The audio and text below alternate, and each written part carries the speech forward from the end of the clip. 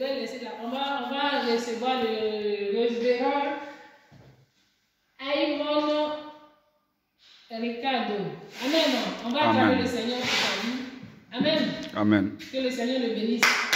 Bravo. Alléluia. Les révérends Aïwan Cardo. On va te voir, on va t'écouter. Shalom. Amen. Shabbat shalom, soyez bénis au nom de Jésus. Amen. Amen. Le message qu'elle a dit, j'ai écouté quand même une bonne partie. Ouais. Et elle a dit que si tu ne connais pas certains versets, comment tu peux te défendre face à certaines situations. Amen. Nous allons aller vite dans le livre de Genèse chapitre 1, verset 1, et puis on va s'arrêter jusqu'à 5. La Bible dit, au commencement, l'Éternel créa les cieux et la terre. La terre était sous forme vide. Il y avait des ténèbres à la surface de l'abîme. L'Esprit de l'Éternel se mouvait au-dessus des eaux. L'Éternel dit que la lumière soit, et la lumière fut. 4. L'Éternel vit que la lumière était bonne. Et l'Éternel sépara la lumière avec les ténèbres. L'Éternel appela la lumière jour et il appela les ténèbres nuit. Ainsi il y eut un soir et il y eut un matin. Ce fut le premier jour. Que l'Éternel bénisse sa parole. Amen. J'aimerais dire à quelqu'un comme ceci. La parole est une clé créatrice.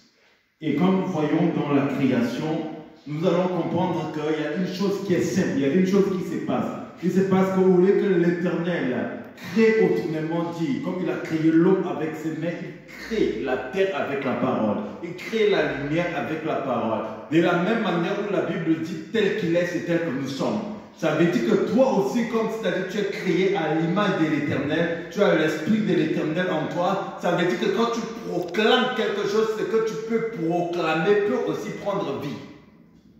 Amen. Écoutez-moi très attentivement bien. C'est pour ça que trop souvent, dans le règne de l'Esprit, pour ceux qui sont partis chez les marabouts, quand par exemple, avant que le marabout fasse ses fétiches, qu'est-ce qui va se passer? Il va proclamer des choses. En fait, en réalité, c'est pas parce qu'il a des gris-gris, c'est parce que tout simplement, il a travaillé la psychologie de la personne, mais il a utilisé le principe du proclamation. Aussi longtemps qu'il proclame, il sait qu'en proclamant, ce qu'il proclame va arriver. En réalité, le monde du ténèbre prend en tête ce qu'ils voient l'Éternel faire. C'est ça qu'eux, ils recopient. C'est pour ça qu'eux, ils ont compris avant que Lucifer, par exemple, pour qu'il t'attaque, il va t'attaquer avec la voix. Donc, il a compris aussi, c'est-à-dire la puissance de la parole. Est-ce que quelqu'un me comprend très bien? La puissance de la parole va permettre en sorte que des choses peuvent se créer dans ta vie. Et j'aimerais te dire une chose. À partir d'aujourd'hui, au son de ma voix, je déclare la création de bonnes choses dans la vie de tout un chacun au nom de Jésus. Est-ce que quelqu'un peut me dire Amen? Amen.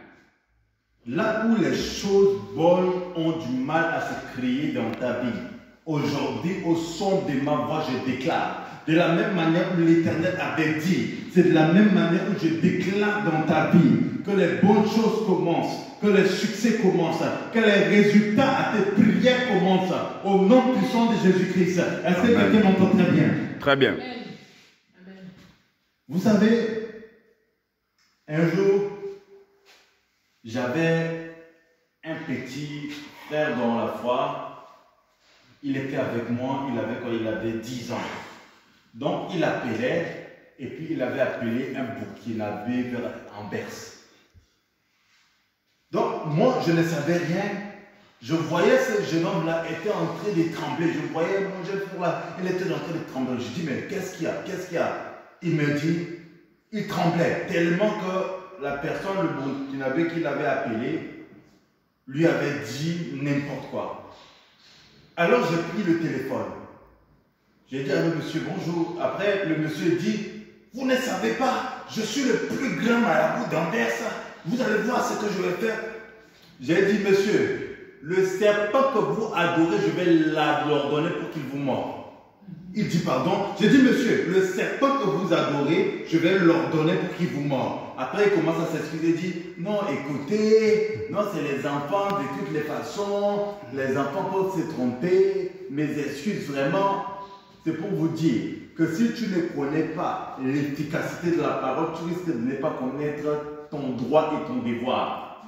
Amen.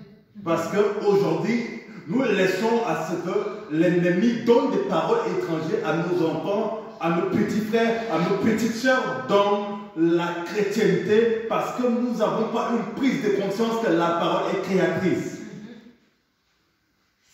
Il a fait les menaces aux petits. Mais quand je suis venu, je lui ai dit, je vais ordonner à ce que le serpent que tu adores va te mordre. Il a compris que ça, c'est le niveau supérieur. À cause de quoi? À cause que j'ai compris dans la parole, il est écrit, j'ai reçu le pouvoir de marcher sur les serpents, de marcher sur les scorpions. Donc, ça veut dire que tout ce qu'il peut faire sera nul et sans effet. Et je parle en ton nom, je parle sur ta vie, là où on a déclaré des choses négatives, là où on a fait des menaces sur ta vie par des paroles sataniques, je viens, je l'annule, que cela soit nul et sans effet sur ta vie, retourne chez l'inspecteur avec effet immédiat au nom de Jésus. Est-ce que quelqu'un me comprend très bien? Très bien. Suivez-moi très attentivement bien. Je veux dire à une personne comme ceci. La parole, elle est créatrice. Comme la prophétesse Flore a dit, elle a dit ceci. Elle avait prié pour que cette fois-ci, elle ne doit plus rester chez elle pour faire ce programme, mais elle doit être en salle. Le fait de prier, la parole a créé. C'est pour ça que j'aimerais vous dire quelque chose. À chaque fois que vous allez écouter une prédication, à chaque fois qu'un serviteur de l'Éternel va prier pour vous, faites attention, écoutez attentivement. Parce qu'une parole de travers peut détruire votre vie, tout comme peut construire votre vie. Écoutez-moi très attentivement bien.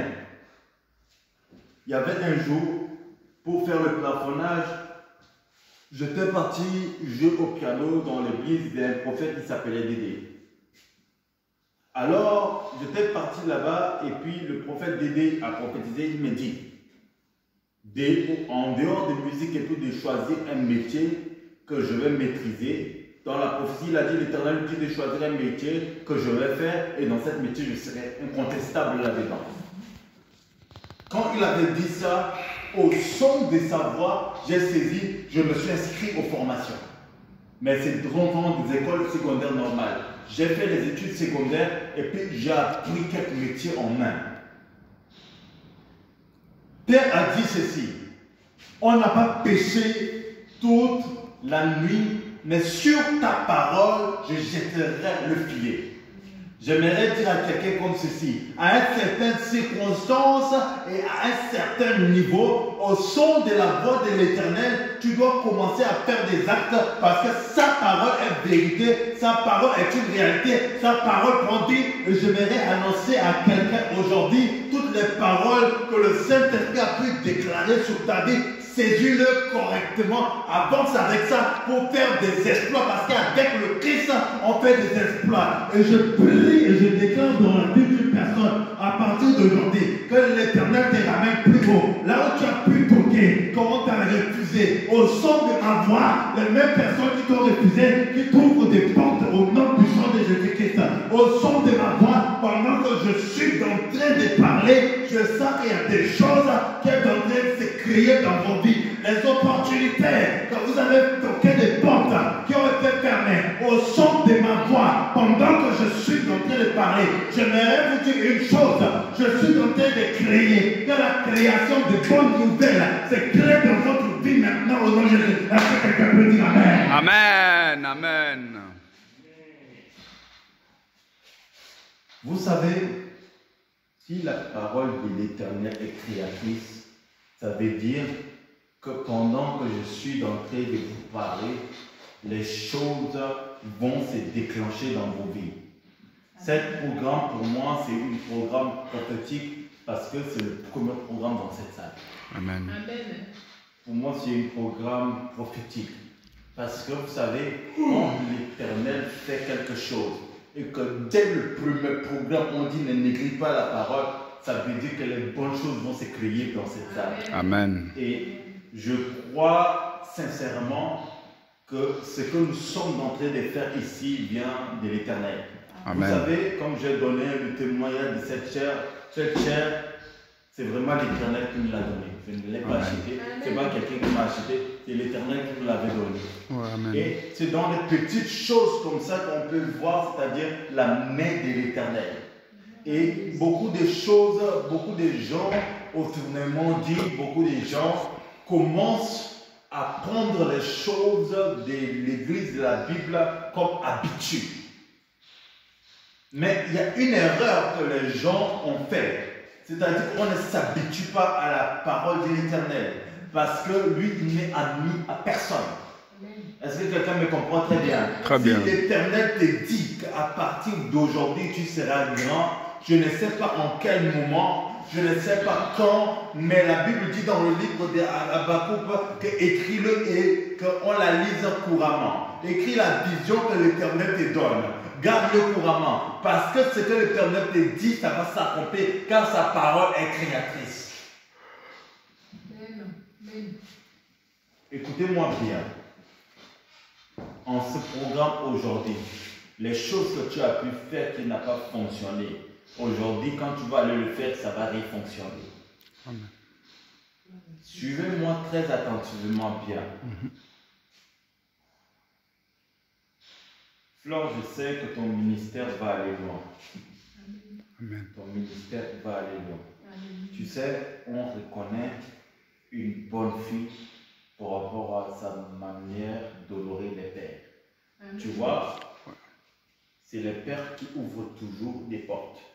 Amen. Aujourd'hui, tu peux peut-être un jour avoir des salles remplies, des églises avec des fils et des filles qui peuvent être nombreux, qui vont te suivre, mais quand tu vas descendre toujours dans une ville, trouve toujours un ancien.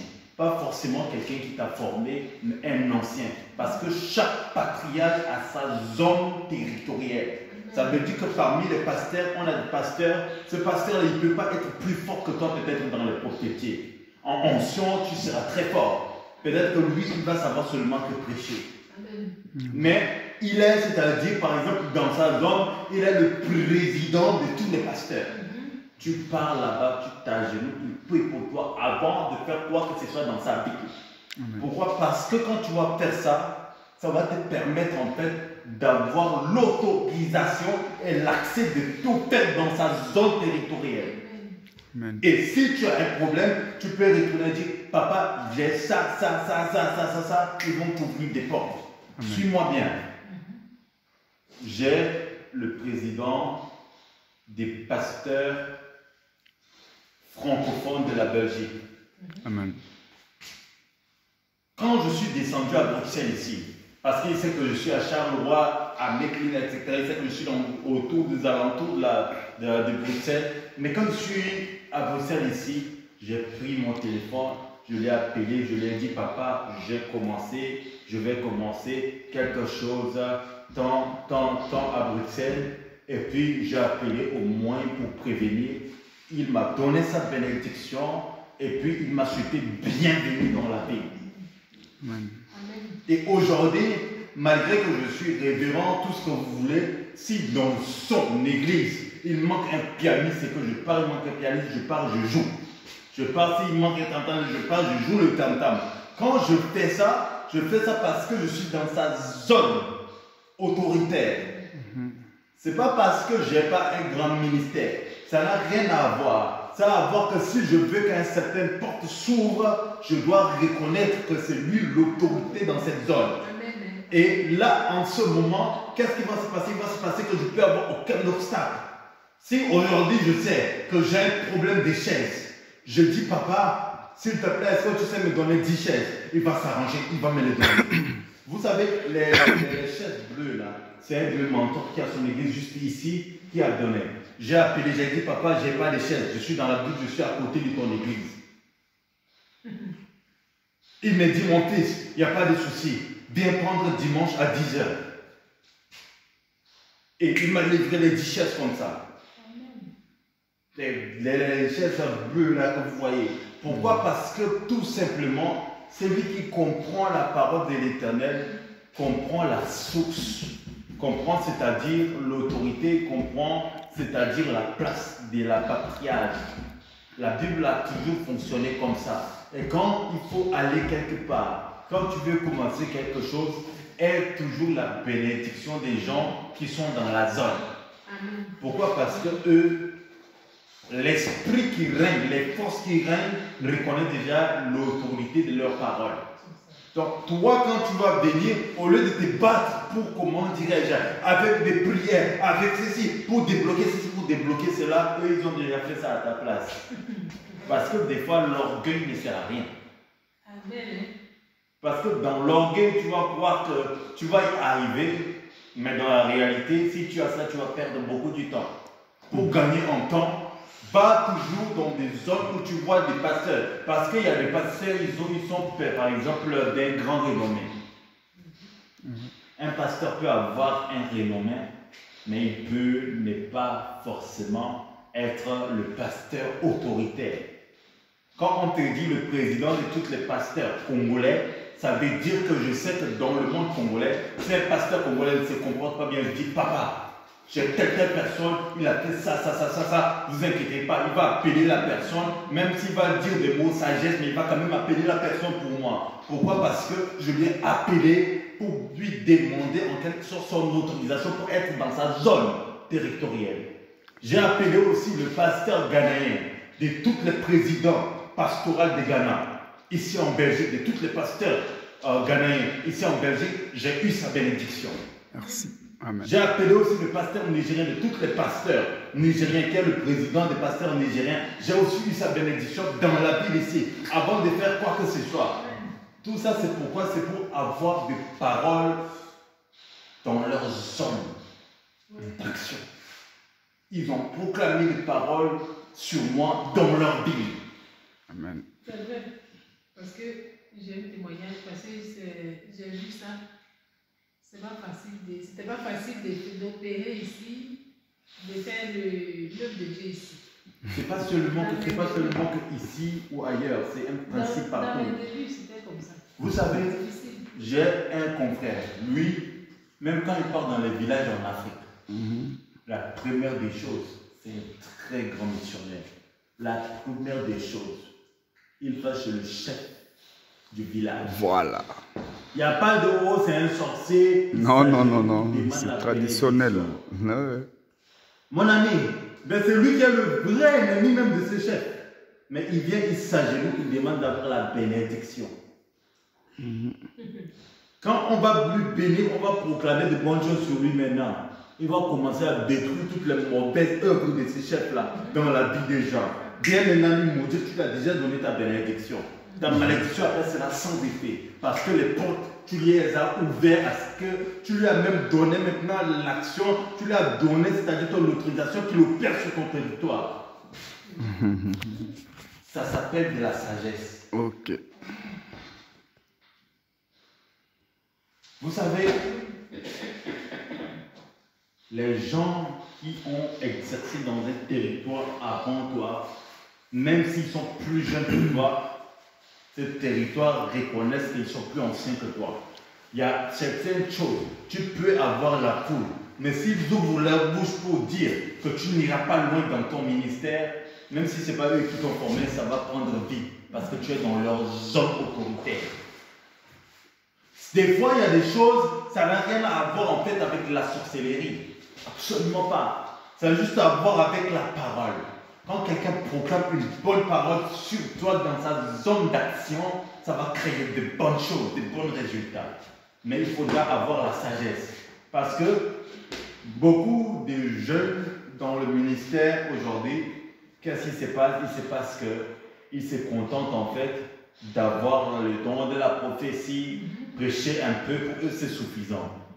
Et ça crée en eux une certaine assurance, que j'aime pas dire de l'orgueil, ça crée en eux une certaine assurance. Mais il y a une chose qui est sûre et certaine, que quand tu comprends maintenant la puissance et le pouvoir d'une bonne parole proclamée, tu vas voir et tu vas comprendre qu'il y a beaucoup de choses qui te seront favorables. Aujourd'hui, je vais me préparer, je vais l'appeler, il va me renforcer les chaises. Je ne veux pas faire ça, mais si je le fais, il va me dire, tel jour, passe, prends quelques chaises.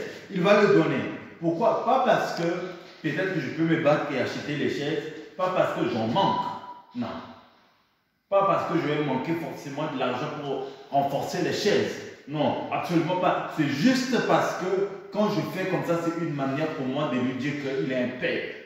Et son devoir en tant que père envers moi, c'est de me propulser. J'ai mes filles dans la foi, je les appelle. Les chaises, là, des fois, ça peut coûter 10 euros. Chacun va acheter deux chaises. Ou j'ai mes filles, s'ils peuvent le faire, c'est bon.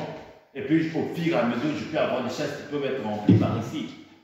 Mais quand je l'appelle, lui-même va comprendre que le garçon ici, il est sage. Qu'il a reconnu mon autorité, il a reconnu que de lui-même, il ne peut pas, c'est-à-dire bien avancer. Et quand je vais faire ça, ça veut dire que pour moi, c'est une autorisation. Quand il me donne ces chaises, ça veut dire qu'il me permet d'œuvrer ici et mon échec ne va jamais être son partage. Est-ce que quelqu'un me comprend très bien? Très bien. Donc quand tu vas dans des zones d'un serviteur de l'Éternel où il y a des pères dans la zone, même si ce n'est pas eux qui t'ont formé, même si ce n'est pas eux qui t'ont consacré, va prendre leur bénédiction à ce qu'ils proclament la bonne parole. Si les gens te traitent des oiseaux voyageurs ou les gens te traitent des rebelles spirituels, ça n'engage que eux. Ça n'engage que eux. Parce qu'ils ne savent pas. Quand tu arrives dans la zone, chaque serviteur a sa zone, a son territoire. Quand tu arrives dans le territoire de la personne, cherche à ce qu'il proclame une bonne parole. C'est là que je veux dire à quelqu'un, ne néglige pas l'autorité. Quand l'autorité proclame une bonne parole sur toi, les portes te seront ouvertes. Et l'Éternel a proclamé une bonne parole sur toi et cherche à ce que les gens qui sont autoritaires proclament aussi des bonnes paroles sur toi. Pourquoi j'ai pris l'exemple du chef de village? Beaucoup de gens disent que les chefs de village sont des sorciers, etc. Même s'il est sorcier, mon ami, tu es dans son territoire. Tu es là où il est chef. Et puis il est là avant toi. Donc il a des droits que toi tu n'as pas. Il faut qu'il te donne accès à son terrain, à son couloir d'action. Ok? Et c'est en ce moment-là que vous allez voir, vous pouvez prospérer, vous pouvez avoir du succès. Quand seulement de bonnes paroles proclamées sur votre vie. Il m'a donné 2, 3 mots d'encouragement et puis il m'a souhaité bienvenue à Bruxelles. Donc aujourd'hui, si quelqu'un l'appelle et puis la personne lui dit que Ricardo a fait ça de mauvais, il va directement m'appeler, il va dire fils, fais ça. Ici dans cette ville, on fonctionne comme ça. Est-ce que quelqu'un me comprend bien? Donc c'est ça que j'aimerais en fait vous encourager là-dedans, de ne pas négliger les autorités. Par exemple, aujourd'hui, pour prospérer, quand quelqu'un est déjà dans sa zone, comme tout à l'heure on parlait des grandes entreprises qui sont des entreprises mères, qui ont 50 ans, etc., c'est déjà leur zone. Ça veut dire qu'ils ont vécu déjà certains principes que toi, le nouveau, tu n'as pas. Donc quand tu rentres avec eux, c'est comme si tu as leur bénédiction. Même si tu vas avoir tes propres clients, après par la suite, tu peux les avoir. Mais au moins quand eux te donnent leurs clients, ça veut dire que quoi? Ça veut dire qu'ils t'ont donné leur bénédiction. Ce sont des principes de la prospérité. Aussi longtemps que tu ne fais pas ça, il y a un certain niveau de prospérité que tu ne vas jamais avoir. Est-ce que quelqu'un me comprend très bien? Très bien. Donc, ne négligez pas, ou à un moment donné, celui qui m'avait accueilli pour signer le contrat de travail, il me dit bienvenue dans le bâtiment. La bénédiction, une parole bien proclamée. Amen. Et même là, en ce moment-là, même si je sais que comme je suis trop nouveau contrairement à eux, je sais que même si mon entreprise va commencer à chuter, ils vont relever le niveau. Est-ce que quelqu'un me comprend très bien? Ouais, très bien.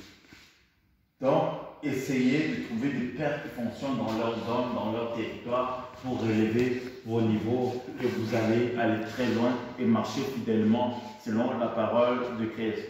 Prophétesse Fleur, viens, je vais prier pour toi. Gloire à Jésus. Amen. Tu peux couper, hein?